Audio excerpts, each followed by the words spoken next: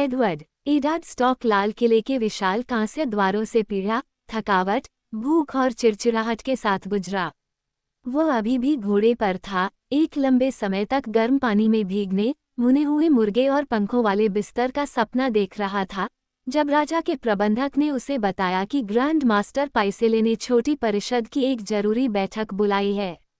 Hand की उपस्थिति का सम्मान जल्द से जल्द अनुरोध किया गया था। ये कल सुविधाजनक होगा, नेड ने घोड़े से उतरते समय कहा। प्रबंधक ने बहुत नीचे झुककर कहा, मैं पार्षदों को आपके खेद का विवरण दे दूंगा, मेरे स्वामी। नहीं, लानत है, नेड ने कहा। शुरू करने से पहले परिषद को नाराज करना ठीक नहीं होगा। मैं उनसे मिलूंगा। कृपया मुझे कुछ पल दे ताकि मैं कुछ ज्यादा आकर्षक कपड़े पहन सकूं। हाँ, मेरे प्रभु, प्रबंधक ने कहा। हमने आपको टॉवर ऑफ द हैंड में लॉर्ड एरन के पुराने कक्ष दे दिए हैं, अगर आपको यह अच्छा लगे। मैं आपकी चीजें वहां ले जाऊंगा। मेरा धन्यवाद, नेड ने कहा और अपने राइडिंग दस्ताने उतारकर बेल्ट में बांध लिए। उसके घर के बाकी लोग उसके पीछे गेट से आ रहे थे। नेड ने अपने खुद के प्रबंधक वेओन पूल को देखा और पुकारा। ऐसा लगता है कि परिषद को मेरी तत्काल आवश्यकता है। मेरी बेटियों को उनके शयन कक्ष ढूंढने दें और जॉरी से कहें कि उन्हें वहां रखें। आर्या को खोजबीन करने नहीं जाना है, पूल ने सिर झुकाया। नेड शाही प्रबंधक की ओर मुड़ा। मेरे वैगन अभी भी शहर में इधर उधर भटक रहे हैं। मुझे उचित वस्त्रों की आवश्यकता होगी। यह मेरे लिए बहुत खुशी की बात होगी, प्रबंधक ने कहा। और इसलिए नेड थका मांदा और उधार के कपड़े पहने हुए परिषद के कक्षों में आया और पाया कि छोटी परिषद के 4 सदस्य उसका इंतजार कर रहे थे। कक्ष में बहुत साज सज्जा थी। फर्श पर घास की जगह मिरीश कालीन बिछे हुए थे और एक कोने में समर आयल से नक्काशीदार स्क्रीन पर चमकीले रंगों में सैकड़ों शानदार जानवर मंडरा रहे थे। दीवारों पर नोर्वोस और कोहोर और लिस की टेपेस्ट्री लटकी हुई थी और दरवाजे के दोनों ओर वेलेरियन स्फिंक्स की एक जोड़ी लगी हुई थी, जिसके काले संगमरमर के चेहरों पर पॉलिश किए हुए गार्नेट की आंखें सुलग रही थीं। पार्षद नेड को सबसे कम पसंद था, हिजड़ा वेरीज ने उसके प्रवेश करते ही उसे टोक दिया। लॉर्ड स्टॉक, किंग्स रोड पर आपकी परेशानियों के बारे में सुनकर मुझे बहुत दुख हुआ। हम सभी राजकुमार जोफ्रे के लिए मोमबत्तियां जलाने के लिए सैप्ट पर गए थे। मैं उसके ठीक होने की प्रार्थना करता हूँ। उसके हाथ ने नेड की आस्तीन पर पाउडर के दाग छोड़े और उसकी गंध कब्र पर लगे फूलों की तरह बदबूदार और मीठी थी। तुम्हारे देवताओं ने तुम्हारी बात सुन ली है, नेड ने शांत भाव से लेकिन विनम्रता से उत्तर दिया। राजकुमार हर दिन मजबूत होता जा रहा है। उसने खुद को हिजड़े की पकड़ से मुक्त किया और कमरे को पार करके उस जगह पर पहुंचा जहां लॉर्ड रेनली पर्दे के पास खड़ा था, एक छोटे कद के व्यक्ति से चुपचाप बात कर रहा था जो केवल लिटिलफिंगर ही हो सकता था। जब रॉबर्ट ने राजगद्दी जीती थी, तब रेनली 8 साल का था, लेकिन वह अपने भाई की तरह ही बड़ा हो गया था, जिससे नेड को ये बात परेशान करने लगी। जब भी वह उसे देखता तो ऐसा लगता जैसे साल बीत गए हों और रॉबर्ट उसके सामने खड़ा हो, ट्राइडेंट पर अपनी जीत से तरोताजा। मैं देख रहा हूं कि आप सुरक्षित पहुंच गए हैं, लॉर्ड स्टॉक, रेनली ने कहा। और तुम भी, नेड ने जवाब दिया। तुम्हें मुझे माफ करना चाहिए, लेकिन कभी कभी तुम अपने भाई रॉबर्ट की तरह दिखते हो। एक घटिया प्रतिलिपि, रेनली ने कंधे उचकाते हुए कहा। हालांकि बहुत बेहतर कपड़े पहने हुए हैं, लिटिलफिंगर ने चुटकी ली। लॉर्ड रेनली दरबार की आधी महिलाओं की तुलना में कपड़ों पर अधिक खर्च करते हैं। ये सच था। लॉर्ड रेनली गहरे हरे रंग की मखमली पोशाक पहने हुए थे, उनके डबलट पर 1 दर्जन सुनहरे हिरनों की कढ़ाई की गई थी। एक कंधे पर सोने का कपड़ा आधा केप लापरवाही से लपेटा हुआ था, जिसे पन्ना ब्रोच से बांधा गया था। इससे भी बदतर अपराध है, रेनली ने हंसते हुए कहा। एक के लिए, आप जिस तरह से कपड़े पहनते हैं। लिटिलफिंगर ने ताने को नजरअंदाज कर दिया। उसने नेड को देखा और उसके होठों पर एक मुस्कान थी जो अशिष्टता की सीमा पर थी। मैं कुछ सालों से आपसे मिलने की उम्मीद कर रहा था, लॉर्ड स्टॉक। इसमें कोई शक नहीं कि लेडी कैटलिन ने आपसे मेरा जिक्र किया होगा। उसने किया है, नेड ने अपनी आवाज में ठंडक के साथ उत्तर दिया। टिप्पणी के धूर्त अहंकार ने उसे झकझोर दिया। मुझे समझ में आया कि आप मेरे भाई ब्रैंडन को भी जानते थे। रेनली बाराथियोन हंसा। वेरीज सुनने के लिए आगे बढ़ा। बहुत बढ़िया, लिटिल फिंगर ने कहा। मैं अभी भी उनके सम्मान की निशानी रखता हूँ। क्या ब्रैंडन ने मेरे बारे में भी बात की थी?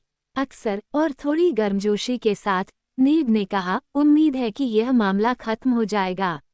उनके द्वारा खेले जा रहे इस खेल, शब्दों के इस द्वंद्व के साथ उसके पास धैर्य नहीं था। मुझे लगता था कि स्टार्क्स, गर्मी तुम्हारे लिए ठीक नहीं है, लिटिल फिंगर ने कहा। यहाँ दक्षिण में, वे कहते हैं कि तुम सब बर्फ से बने हो, और जब तुम नेक के नीचे सवारी करते हो तो पिघल जाते हो। मैं जल्दी ही पिघलने की योजना नहीं बना रहा हूँ, लॉर्ड बेलिश। आप इस पर भरोसा कर सकते हैं। नीड काउंसिल की मेज पर गया और कहा, मास्टर पाइसेले, मुझे विश्वास है कि आप ठीक हैं। मेज के नीचे अपनी ऊंची कुर्सी पर बैठे ग्रैंड मास्टर ने धीरे से मुस्कुराते हुए कहा, मेरे जैसे उम्र के आदमी के लिए ये काफ़ी है, मेरे मालिक, उन्होंने जवाब दिया, लेकिन मुझे डर है कि मैं जल्दी थक जाता हूँ। उनके माथे के चौड़े गंजे गुंबद के ऊपर सफ़ेद बालों की पतली लंटें एक दयालु चेहरे के ऊपर लटक रही थीं। उनके मास्टर का कॉलर कोई साधारण धातु का चोकर नहीं था जैसा कि लुविन पहनते थे, बल्कि 2 दर्जन भारी जंजीरों को एक साथ बांधकर एक भारी धातु का हार बनाया गया था जो उन्हें गले से लेकर छाती तक ढांकता था। लिंखर उस धातु से बने थे जो मनुष्य को ज्ञात है, काला लोहा और लाल सोना, चमकीला तांबा और सुस्त सीसा, स्टील और टिन और पीला चांदी, पीतल और कांस्य और प्लेटिनम, गार्नेट और एमेथिस्ट और काले मोती धातु के काम को सुशोभित करते थे, और यहाँ वहाँ पन्ना या मानिक भी था। शायद हम जल्द ही शुरू कर सकते हैं, ग्रैंड मास्टर ने अपने चौड़े पेट के ऊपर हाथों को जोड़ते हुए कहा। मुझे डर है कि अगर हम ज्यादा देर तक इंतजार करेंगे तो मैं सो जाऊंगा। जैसी आपकी इच्छा। राजा का आसन मेज के सिरहाने खाली पड़ा था, उसके मुकुट पर सोने के धागे से कढ़ाई की गई बाराथियोन का हिरण था। तकिए। नीड ने अपने राजा के दाहिने हाथ की तरह उसके बगल में कुर्सी ले ली। मेरे प्रभु, उसने औपचारिक रूप से कहा, मुझे खेद है कि मैंने आपको इंतजार करवाया। आप राजा के हाथ हैं, वेरीज ने कहा। हम आपकी इच्छा के अनुसार सेवा करते हैं, लॉर्ड स्टॉक। जैसे ही अन्य लोग अपनी आदत के अनुसार अपनी सीटों पर बैठे, एडाड स्टॉक को ये बात जोर से लगी कि वो यहाँ, इस कमरे में, इन लोगों के साथ नहीं है। उसे याद आया कि रॉबर्ट ने विंटरफेल के नीचे तहखानों में उससे क्या कहा था। मैं चापलूसों और मूर्खों से घिरा हुआ हूँ, राजा ने जोर देकर कहा था। नीड ने परिषद की मेज पर नीचे देखा और आश्चर्य किया कि चापलूस कौन थे और मूर्ख कौन। उसे लगा कि वह पहले से ही जानता था। हम 5 हैं, उसने बताया। राजा के उत्तर की ओर जाने के कुछ ही समय बाद लॉर्ड स्टैनिस ड्रैगनस्टोन चले गए, वेरीज ने कहा, और हमारे बहादुर सर बैरिस्टन निस्संदेह राजा के साथ शहर से गुजरते हुए उनके साथ चल रहे थे, जैसा कि किंग्सगॉड के लॉर्ड कमांडर के लिए उचित था। शायद हमें सर बैरिस्टन और राजा के हमारे साथ आने का इंतजार करना चाहिए, नीड ने सुझाव दिया। रेनली बैराथियोन जोर से हंसे। अगर हम अपने भाई की शाही उपस्थिति का इंतजार करें, तो यह एक लंबी बैठक हो सकती है। हमारे अच्छे राजा रॉबर्ट को बहुत सी चिंताएं हैं, वेरीज ने कहा। अपना बोझ हल्का करने के लिए उन्होंने कुछ छोटे मोटे काम हमें सौंप दिए हैं। लॉर्ड वेरीज का मतलब यह है कि सिक्कों और फसलों और न्याय का ये सारा कारोबार मेरे शाही भाई को बहुत बोर करता है, लॉर्ड रेनली ने कहा, इसलिए राज्य पर शासन करना हमारा काम है। वो हमें समय समय पर आदेश भेजता है। उसने अपनी आस्तीन से एक कसकर लपेटा हुआ कागज निकाला और उसे मेज पर रख दिया। आज सुबह उसने मुझे जल्दी से आगे बढ़ने और ग्रैंड मास्टर पाइसेले से तुरंत इस परिषद को बुलाने के लिए कहने का आदेश दिया। उसके पास हमारे लिए एक जरूरी काम है। लिटिल फिंगर मुस्कुराया और कागज नेड को थमा दिया। उस पर शाही मुहर लगी थी। नेड ने अपने अंगूठे से मोम को तोड़ा और पत्र को चपटा करके राजा के तत्काल आदेश पर विचार किया और बढ़ते अविश्वास के साथ शब्दों को पढ़ा। क्या रॉबर्ट की मूर्खता का कोई अंत नहीं था, और उसके नाम पर ऐसा करना घाव पर नमक छिड़कने जैसा था। भगवान भला करे, उसने कसम खाई। लॉर्ड एडार्ड के कहने का मतलब है, लॉर्ड रेनली ने घोषणा की कि महामहिम ने हमें उनके सम्मान में एक महान टूर्नामेंट आयोजित करने का निर्देश दिया है। राजा के हाथ के रूप में नियुक्ति। कितना? लिटिल फिंगर ने धीरे से पूछा। नेड ने पत्र का उत्तर पढ़ा।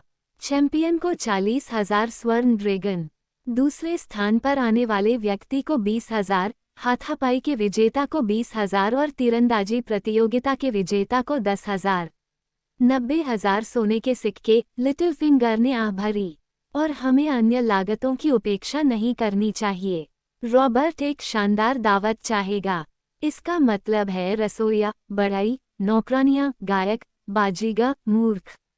लॉर्ड रेनली ने कहा, हमारे पास मूर्ख बहुत हैं। ग्रैंड मास्टर पाइसेले ने लिटिल फिंगर की ओर देखा और पूछा, क्या राजकोष इस खर्च को वहन करेगा? वह कौन सा खजाना है? लिटिल फिंगर ने मुंह सिकोड़ते हुए कहा, मुझे मूर्खता से बचाओ मास्टर। तुम और मैं जानते हो कि खजाना सालों से खाली पड़ा है। मुझे पैसे उधार लेने होंगे। इसमें कोई शक नहीं कि लेनिस्टर्स मदद के लिए तैयार होंगे। हम पर लॉर्ड टायविन के पास फिलहाल 3 मिलियन ड्रैगन बकाया है। 1 लाख और तो क्या बात है? नेड दंग रह गया। क्या आप दावा कर रहे हैं कि क्राउन पर 3 मिलियन सोने के सिक्के का कर्ज है? क्राउन पर 6 मिलियन से ज्यादा सोने के सिक्के कर्ज में हैं, लॉर्ड स्टॉक। लेनिस्टर्स इसका सबसे बड़ा हिस्सा हैं, लेकिन हमने लॉर्ड टायरेल, ब्रावोस के आयरन बैंक और कई टायरोशी ट्रेडिंग कार्टेल से भी उधार लिया है। हाल ही में मुझे फेथ की ओर रुख करना पड़ा है। हाई सैप्टन डॉनिश मछली विक्रेता से भी बदतर मोल तोल करता है। नेड हैरान था। एरिस टारगेरियन ने सोने से भरा खजाना छोड़ा है। तुम ऐसा कैसे होने दे सकते हो? लिटिल फिंगर ने कंधे उचकाए। सिक्कों का स्वामी पैसा पाता है। राजा और हाथ उसे खर्च करते हैं। मैं यह विश्वास नहीं करूंगा कि जॉन एरिन ने रॉबर्ट को राज्य को भिखारी बनाने की अनुमति दी, नेड ने गर्मजोशी से कहा। ग्रैंड मास्टर पाइसेले ने अपना बड़ा गंजा सिर हिलाया, उनकी जंजीरें धीरे धीरे खनक रही थीं। लॉर्ड एरिन एक विवेकशील व्यक्ति थे, लेकिन मुझे डर है कि उनका अनुग्रह हमेशा बुद्धिमान सलाह नहीं सुनता है। मेरे शाही भाई को टूर्नामेंट और दावतें बहुत पसंद हैं, रेनली बराथियों ने कहा, और वह जिसे तांबे की गिनती कहते हैं, उससे घृणा करते हैं। मैं महामहिम से बात करूंगा, नेड ने कहा। ये टूर्नामेंट एक ऐसा खर्च है जिसे राज्य बर्दाश्त नहीं कर सकता। आप उससे जो चाहें कहिए, लॉर्ड रेनली ने कहा, हमें अभी भी अपनी योजना बनानी चाहिए। किसी और दिन, नेड ने कहा। शायद बहुत तीखे अंदाज में, उन्होंने उसे जो नज़रें दिखाईं, उससे ऐसा लगा।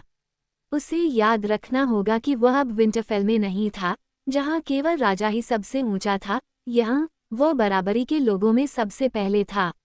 मुझे माफ कर दो, मेरे प्रभु, उसने नर्म लहजे में कहा। मैं थक गया हूँ। चलो आज के लिए रुकते हैं और जब हम तरोताज़ा हो जाते हैं तो फिर से शुरू करते हैं। उसने उनकी सहमति नहीं मांगी, लेकिन अचानक खड़ा हो गया, उन सभी की ओर सिर हिलाया और दरवाजे की ओर बढ़ गया। बाहर गाड़ियां और सवार अभी भी महल के दरवाजों से घुस रहे थे, और यार्ड कीचड़ और घोड़ों के मांस और चिल्लाते हुए लोगों की अराजकता से भरा हुआ था। राजा अभी तक नहीं आया था, उसे बताया गया। ट्राइडेंट पर बदसूरती के बाद से स्टॉक और उनके परिवार ने मुख्य स्तंभ से काफी आगे निकल गए थे, ताकि वे खुद को लेनिस्टर्स और बढ़ते तनाव से अलग रख सकें।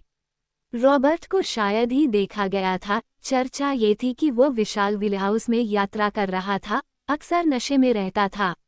यदि ऐसा है, तो वह घंटों पीछे हो सकता है, लेकिन वह नेड की पसंद के हिसाब से अभी भी यहाँ बहुत जल्दी आ जाएगा।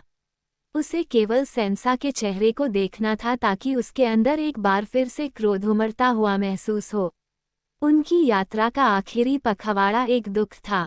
सेंसा ने आर्या को दोषी ठहराया और उससे कहा कि यह निमिरिया होना चाहिए था जो मर गया। और आर्या खो गई थी जब उसने सुना कि उसके कसाई के लड़के के साथ क्या हुआ था। सांसा रोते रोते सो गई। आर्या पूरे दिन चुपचाप सोचती रही, और एडार्ड स्टॉक विंटरफेल के स्टार्क्स के लिए आरक्षित एक बर्फीले नरक का सपना देखता रहा। वह बाहरी यार्ड को पार कर एक पोर्टिकुलस के नीचे से होते हुए भीतरी बेली में पहुंचा और उस ओर बढ़ रहा था जिसे वह हाथ का टॉवर समझ रहा था।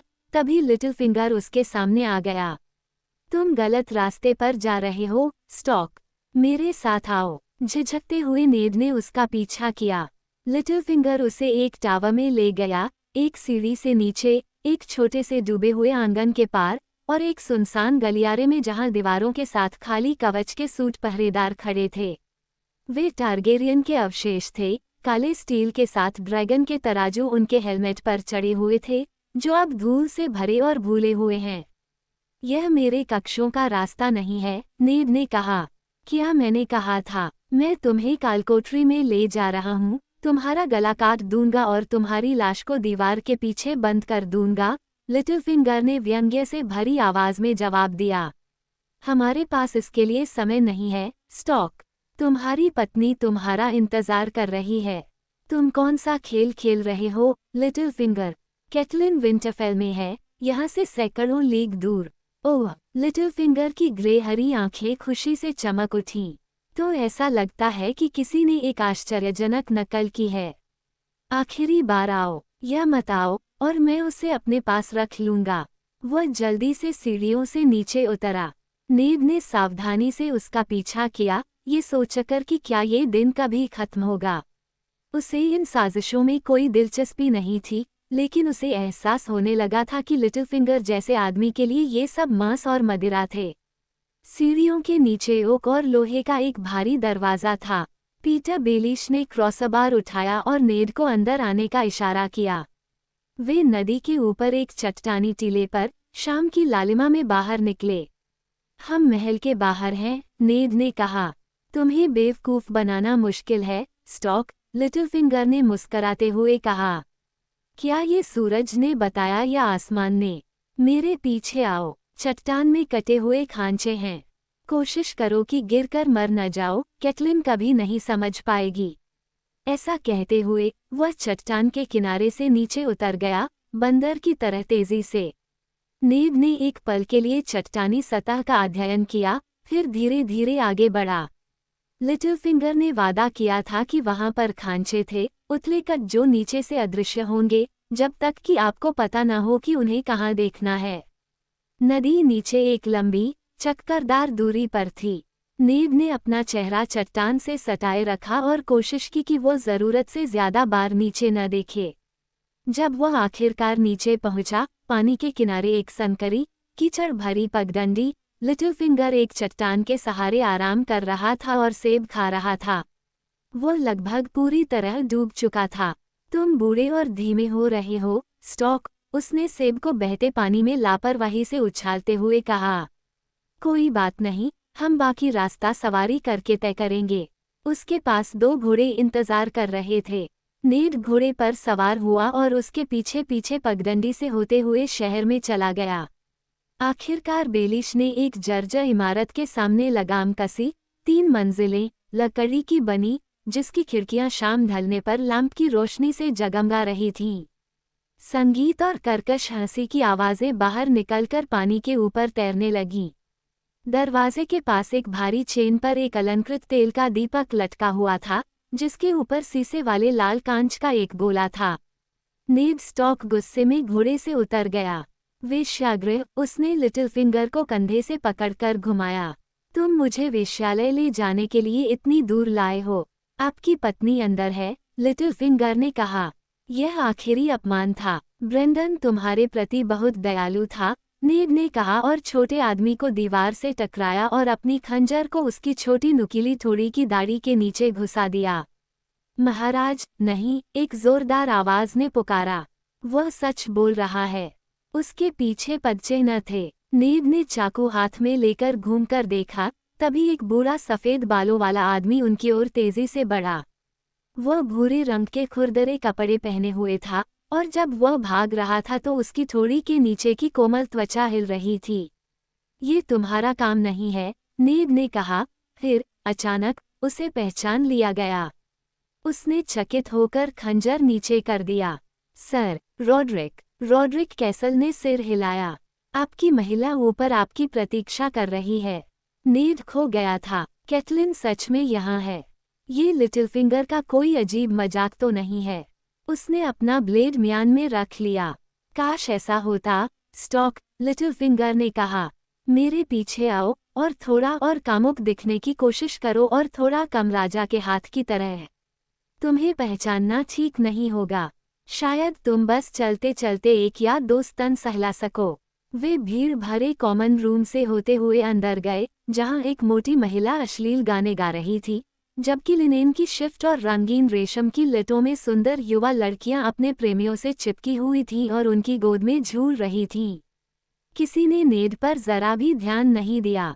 सर रॉड्रिक नीचे इंतजार कर रहा था, जबकि लिटिल फिंगर उसे गलियारे से होते हुए तीसरी मंजिल पर ले गया और एक दरवाजे से होते हुए अंदर कैटलिन इंतजार कर रही थी। जब उसने उसे देखा तो वह चिल्लाई, भाग गई। उसके पास गया और उसे जोर से गले लगा लिया। मेरी महिला, नेड ने आश्चर्य से फुसफुसाया। ओह, बहुत बढ़िया, लिटिल फिंगर ने दरवाज़ा बंद करते हुए कहा। तुमने उसे पहचान लिया। मुझे डर था कि आप कभी नहीं आएंगे, मेरे स्वामी, उसने उसके कान में फुसफुसाते हुए कहा। छाती, पीटर मुझे रिपोर्ट ला रहा है। उसने मुझे तुम्हारे बारे में बताया। आर्या और युवा राजकुमार के साथ परेशानियां। मेरी लड़कियां कैसी हैं? शोक में भी और गुस्से में भी, उसने उससे कहा।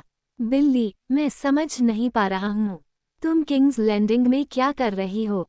क्या हुआ है? नेड ने अपनी पत्नी से पूछा। क्या ये ब्रांड है? क्या वह? मृत शब्द उसके होठों पर आया, लेकिन वो इसे कह नहीं सका। ये ब्रांड है, लेकिन जैसा आप सोच रहे हैं वैसा नहीं, कैटलिन ने कहा।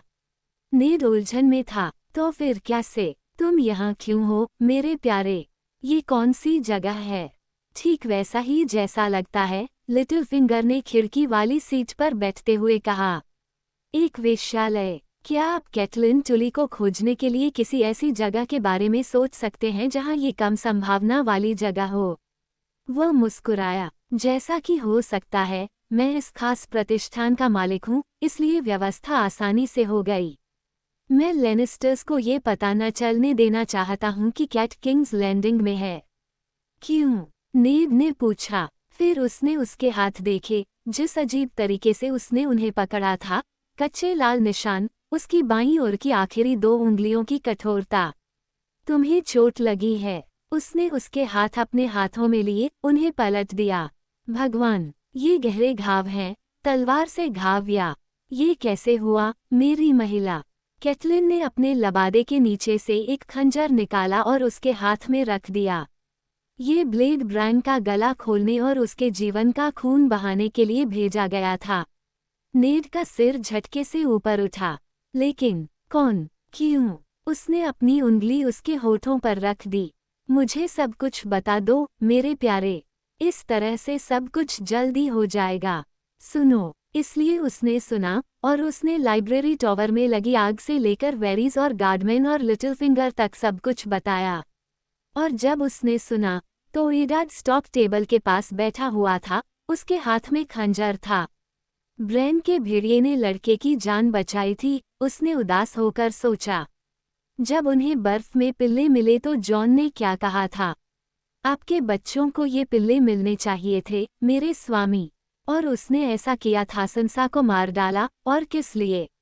क्या वह अपराध बोध महसूस कर रहा था, या डर? अगर देवताओं ने ये भेड़िए भेजे थे, तो उसने क्या मूर्खता की थी? दर्दनाक रूप से, नेड ने अपने विचारों को वापस खंजर और उसके अर्थ पर केंद्रित किया। शैतान का खंजर, उसने दोहराया। इसका कोई मतलब नहीं था। उसका हाथ चिकने ड्रैगनबोन मूठ के चारों ओर मुड़ा हुआ था, और उसने ब्लेड को मेज पर पटक दिया। उसे लगा कि यह लकड़ी में चुभ रहा है। यह उसका मजाक उड़ा रहा था। टायरियन लैनिस्टर ब्रांड को क्यों मरना चाहता है? लड़के ने उसे कभी नुकसान नहीं पहुंचाया। क्या स्टार्क्स के कानों के बीच बर्फ के अलावा कुछ नहीं है? लिटिल फिंगर ने पूछा। इम्प कभी अकेले काम नहीं करता। नेड उठकर कमरे में चहलकदमी करने लगा। अगर रानी की इसमें कोई भूमिका थी, या भगवान न करे, राजा की खुद की इसमें कोई भूमिका थी, तो नहीं, मैं इस पर विश्वास नहीं करूंगा। फिर भी जब उसने ये शब्द कहे, तो उसे बेरोलेंस की वह सर्द सुबह याद आ गई, और रॉबर्ट की टारगेरियन राजकुमारी के पीछे किराए के चाकू भेजने की बात याद आ गई। उसे रेगर का शिशु बेटा, उसकी खोपड़ी का लाल धब्बा, और जिस तरह से राजा ने मुंह फेर लिया था, ठीक वैसे ही जैसे उसने कुछ समय पहले डेयरी के दर्शक हॉल में मुंह फेर लिया था। वह अभी भी सेंसा की विनती सुन सकता था, जैसा कि लियाना ने एक बार विनती की थी। सबसे अधिक संभावना है कि राजा को पता नहीं था, लिटिल फिंगर ने कहा। ये पहली बार नहीं होगा। हमारे अच्छे रॉबर्ट को उन चीजों के प्रति अपनी आंखें बंद करने का अभ्यास है जिन्हें वह देखना नहीं चाहते। नेड के पास इसका कोई जवाब नहीं था। कसाई के लड़के का चेहरा उसकी आंखों के सामने तैर गया, जो लगभग 2 भागों में बटा हुआ था, और उसके बाद राजा ने एक शब्द भी नहीं कहा था। उसका सिर धड़क रहा था। लिटिल फिंगर ने मेज पर जाकर चाकू को लकड़ी से निकाला। आरोप किसी भी तरह से राजद्रोह है। राजा पर आरोप लगाओ और तुम्हारे मुंह से शब्द निकलने से पहले ही तुम इलिन पेन के साथ नाचोगे। रानी, अगर तुम सबूत पा सको और अगर तुम रॉबर्ट को सुना सको तो शायद। हमारे पास सबूत है, नेड ने कहा। हमारे पास खंजर है। यह। लिटिल फिंगर ने चाकू को लापरवाही से उल्टा किया। ये स्टील का एक बढ़िया टुकड़ा है, लेकिन ये 2 तरफ से काटता है, मेरे स्वामी। शैतान निश्चित रूप से कसम खाएगा कि ब्लेड खो गया था या चोरी हो गया था जब वह विंटरफेल में था, और उसके किराएदार की मौत हो गई थी। उसे झूठ बोलने वाला कौन है? उसने चाकू को हल्के से नेड की ओर फेंका। मेरी सलाह है कि इसे नदी में फेंक दो और भूल जाओ कि यह कभी जाली था। नेड ने उसे ठंडेपन से देखा। लॉर्ड बेलिश, मैं विंटरफेल का स्टॉक हूँ। मेरा बेटा अपंग पड़ा है, शायद मर रहा है। वो मर चुका होता, और कैटलिन भी, लेकिन अगर हमें बर्फ में एक भेड़िए का बच्चा नहीं मिला होता। अगर तुम सच में मानते हो कि मैं ये भूल सकता हूँ, तो तुम अब भी उतने ही मूर्ख हो जितने तब थे जब तुमने मेरे भाई के खिलाफ तलवार उठाई थी। मैं मूर्ख हो सकता हूँ, स्टॉक, फिर भी मैं अभी भी यहाँ हूँ, जबकि तुम्हारा भाई पिछले 14 सालों से अपनी जमी हुई कब्र में सड़ रहा है। अगर तुम उसके साथ सड़ने के लिए इतने उत्सुक हो, तो मैं तुम्हें मना नहीं कर सकता, लेकिन मैं पार्टी में शामिल नहीं होना चाहता। बहुत बहुत धन्यवाद। आप आखिरी व्यक्ति होंगे जिन्हें मैं स्वेच्छा से किसी पार्टी में शामिल करूंगा, लॉर्ड बेलिश। तुमने मुझे बहुत चोट पहुंचाई है। लिटिल फिंगर ने अपने दिल पर हाथ रखा। मेरे हिसाब से, मुझे हमेशा से ही तुम स्टार्क्स एक थकाऊ व्यक्ति लगे हो, लेकिन लगता है कि कैट तुमसे बहुत लगाव रखने लगी है, जिसकी वजह मैं नहीं समझ सकता। मैं उसकी खातिर तुम्हें जिंदा रखने की कोशिश करूंगा। बेशक यह एक मूर्खतापूर्ण काम है, लेकिन मैं तुम्हारी पत्नी को कभी भी कुछ भी मना नहीं कर सकता। कैटलिन ने कहा, मैंने पीटर को जॉन एरिन की मौत के बारे में अपना संदेह बताया। उसने आपको सच्चाई का पता लगाने में मदद करने का वादा किया है। यह ऐसी खबर नहीं थी जिसका एडाद स्टॉक स्वागत करता, लेकिन ये सच था कि उन्हें मदद की ज़रूरत थी, और लिटिल फिंगर एक समय कैट का लगभग भाई था। ये पहली बार नहीं होगा कि नेड को उस आदमी के साथ मिलकर काम करने के लिए मजबूर होना पड़ा हो जिससे वह घृणा करता था। बहुत अच्छा, उसने खंजर को अपनी बेल्ट में ठूंसते हुए कहा। तुमने वेरीज की बात की। क्या हिजड़ा ये सब जानता है? मेरे मुंह से नहीं, कैटलिन ने कहा। तुमने मूर्ख से शादी नहीं की, एडाद स्टॉक, लेकिन वेरीज के पास ऐसी चीजें सीखने के तरीके हैं जो कोई भी इंसान नहीं जान सकता। उसके पास कुछ गुप्त कलाएं हैं, नेड, मैं कसम खाता हूँ। उसके पास जासूस हैं, ये तो सबको पता है, नेड ने तिरस्कारपूर्ण ढंग से कहा। यह उससे भी ज्यादा है, कैटलिन ने जोर देकर कहा। सर रॉड्रिक ने सर एरन सांतागर से पूरी गोपनीयता से बात की, फिर भी किसी तरह स्पाइडर को उनकी बातचीत के बारे में पता चल गया। मुझे उस आदमी से डर लगता है। लिटिल फिंगर मुस्कुराया। लॉर्ड वेरीज को मेरे पास छोड़ दो, प्यारी महिला। अगर तुम मुझे थोड़ी अश्लीलता की इजाज़त दो और इसके लिए यहाँ से बेहतर और क्या हो सकता है, मैं उस आदमी के अंडकोश अपनी हथेली में थाम लूँगा। उसने अपनी उंगलियां मुस्कराते हुए मोड़ लीं। या अगर वह आदमी होता, या उसके अंडकोश होते। तुम देखो, अगर पाई खोली जाती है, तो पक्षी गाना शुरू कर देते हैं, और वेरीज को ये पसंद नहीं आएगा। अगर मैं तुम होते, तो मैं लेनिस्टर्स के बारे में ज्यादा चिंता करता और हिजड़े के बारे में कम। नेड को लिटिल फिंगर से यह बताने की जरूरत नहीं थी। वो उस दिन के बारे में सोच रहा था जब आर्या को पाया गया था, रानी के चेहरे पर वह भाव जब उसने कहा था, हमारे पास एक भेड़िया है, इतना कोमल और शांत। वो लड़के माइका के बारे में सोच रहा था, जॉन एरन की अचानक मौत के बारे में, ब्रेन के पतन के बारे में, बूढ़े पागल एरिस टारगेरियन के बारे में जो अपने सिंहासन कक्ष के फर्श पर मर रहा था जबकि उसका जीवन का खून एक सोने की परत चढ़ी हुई ब्लेड पर सूख रहा था। मेरी महिला, उसने कैटलिन की ओर मुड़ते हुए कहा, यहाँ आप और कुछ नहीं कर सकती। मैं चाहता हूँ कि आप तुरंत विंटरफेल लौट जाएं। अगर एक हत्यारा था तो दूसरे भी हो सकते हैं। जिसने भी ब्रायन की मौत का आदेश दिया था उसे जल्द ही पता चल जाएगा कि लड़का अभी भी जीवित है। मुझे लड़कियों से मिलने की उम्मीद थी, कैटलिन ने कहा। ये बहुत ही मूर्खतापूर्ण होगा, लिटिल फिंगर ने कहा। रेड कीप जिज्ञासु आंखों से भरा है और बच्चे बातें करते हैं। वह सच बोलता है मेरी जान, नेड ने उससे कहा। उसने उसे गले लगा लिया। सर रॉड्रिक को लेकर विंटरफेल की ओर निकल जाओ। मैं लड़कियों पर नजर रखूंगा। अपने बेटों के पास घर जाओ और उन्हें सुरक्षित रखो, जैसा आप कहें मेरे स्वामी। कैटलिन ने अपना चेहरा ऊपर उठाया और नेड ने उसे चूमा। उसकी अपंग उंगलियां उसकी पीठ को पूरी ताकत से जकड़े हुए थीं, मानो उसे हमेशा के लिए अपनी बाहों की शरण में सुरक्षित रखना चाहती हूँ। क्या स्वामी और महिला को शयन कक्ष का उपयोग पसंद आएगा? लिटिल फिंगर ने पूछा। मैं तुम्हें चेतावनी दे दूं, स्टॉक, हम यहाँ इस तरह की चीजों के लिए आमतौर पर पैसे लेते हैं। कैटलिन ने कहा, मैं बस एक पल अकेले रहना चाहती हूँ। बहुत बढ़िया। लिटिल फिंगर दरवाजे की ओर टहलता हुआ गया। ज्यादा देर मत करो, अब समय आ गया है कि हैंड और मैं महल में वापस लौट जाएं, इससे पहले कि हमारी अनुपस्थिति का पता चले। कैटलिन उसके पास गई और उसके हाथ अपने हाथों में ले लिए। तुमने मुझे जो मदद की, मैं उसे कभी नहीं भूलूंगी, पीटर। जब तुम्हारे आदमी मुझे लेने आए तो मुझे नहीं पता था कि वे मुझे दोस्त के पास ले जा रहे हैं या दुश्मन के पास। मैंने तुम्हें दोस्त से बढ़कर पाया है। मुझे एक ऐसा भाई मिला है जिसे मैं खोया हुआ समझती थी। पीटर बेलिश मुस्कुराया। मैं बहुत भावुक हूँ, प्यारी महिला। बेहतर होगा कि किसी को न बताऊं। मैंने अदालत को ये समझाने में सालों लगा दिए कि मैं दुष्ट और क्रूर हूँ और मुझे ये देखकर नफरत होगी कि मेरी सारी मेहनत बेकार चली गई। नेड ने उसकी एक भी बात पर विश्वास नहीं किया, लेकिन उसने अपनी आवाज को विनम्र बनाए रखते हुए कहा, आपको भी मेरा धन्यवाद, लॉर्ड बेलिश। ओह, अब तो खजाना मिल गया है, लिटिल फिंगर ने बाहर निकलते हुए कहा। जब दरवाजा उसके पीछे बंद हो गया तो नेड अपनी पत्नी की ओर मुड़ा। जब तुम घर पहुंचो तो मेरी मुहर के तहत हेलमैन टेलहार्ट और गैल्बर्ट ग्लोवर को संदेश भेजो। उन्हें 100 धनुर्धारी तैयार करने हैं और मोट कैलिन को मजबूत करना है। 200 दृढ़ निश्चयी तीरंदाज सेना के खिलाफ नेक को रोक सकते हैं। लॉर्ड मैंडली को निर्देश दे कि वो व्हाइट हार्बर में अपने सभी बचावों को मजबूत और मरम्मत करे और सुनिश्चित करे कि वे अच्छी तरह से तैनात हों। और आज के दिन से मैं चाहता हूं कि थियोन ग्रेजॉय पर सावधानीपूर्वक नजर रखी जाए।